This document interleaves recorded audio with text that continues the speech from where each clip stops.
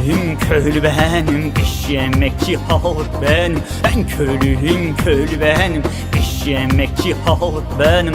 Asırlardır çekerim özünden çıkana dost. Yuh şekerim. Fakirim fakir sofrasında yerişerim. Soğan ayrandır en güzel yemeğim.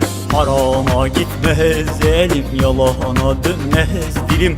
Haklıysan baş koyar dost dost, yolunda ölürüm.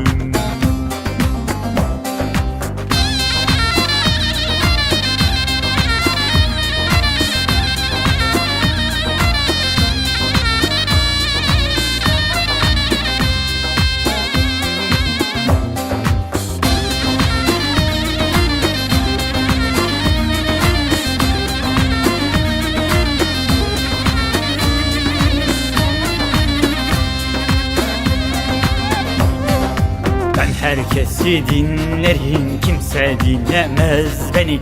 Yanlışa hep karşıyım, doğruları söylerim.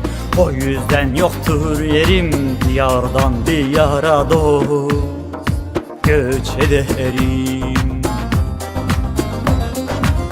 Fakirim fakir sofrasında yerişerim. Soğan ayrandır en güzel yemeğim. Harama gitmez elim, yalana dönmez dilim. Haklıysan baş koyar dost dost, yolunda ölürüm.